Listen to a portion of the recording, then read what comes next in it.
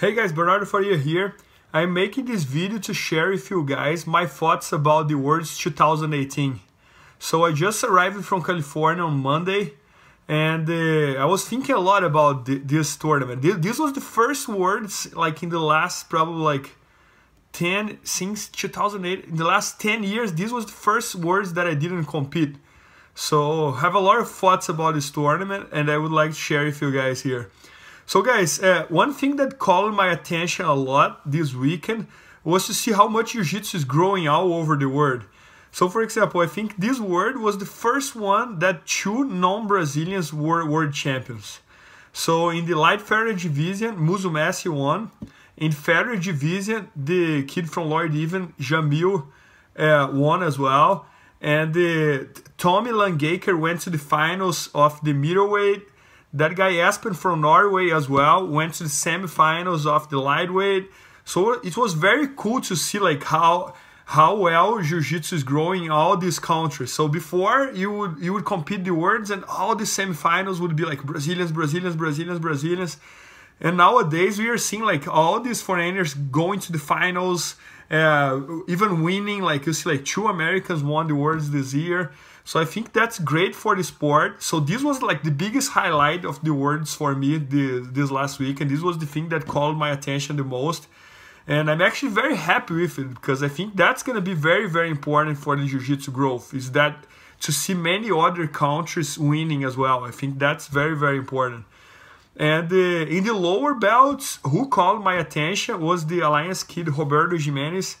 It was his first year as an adult in the purple belt, and he was already purple belt in the first year as an adult, and he did 10 matches and got 10 submissions. He won his division in the open class.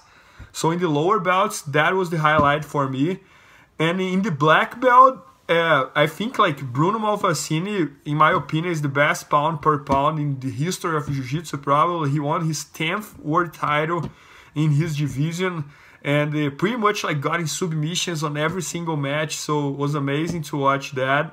Also to see Lucas Lepre winning his 5th world title was amazing. Actually, he won 6 titles because he closed one with Michael Lang in 1 year.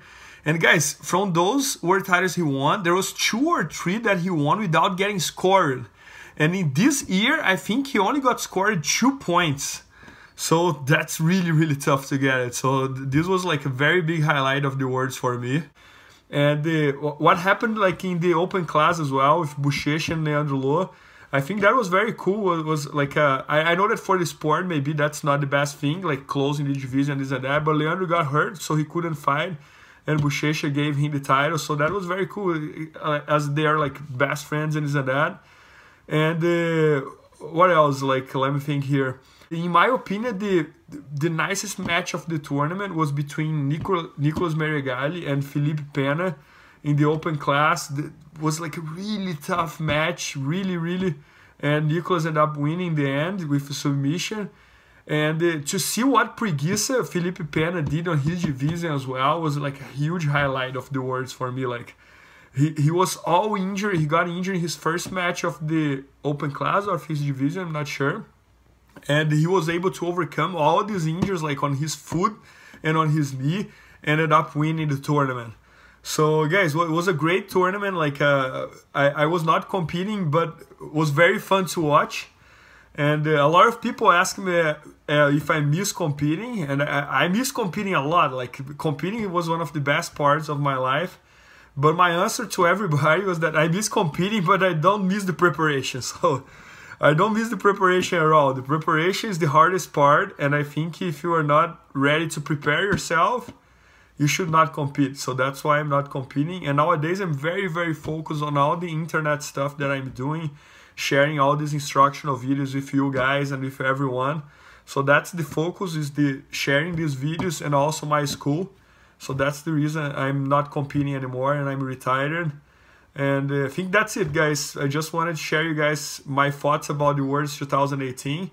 And I would love to see in the comments here, what did you guys think? What were the highlights for you about the Worlds 2018? For sure, I missed a bunch of parts here. I may just make like a short video. So for sure, there were thousands of other highlights as well. So I'd love to see your opinion about what was the highlights for you of the Worlds 2018. Os!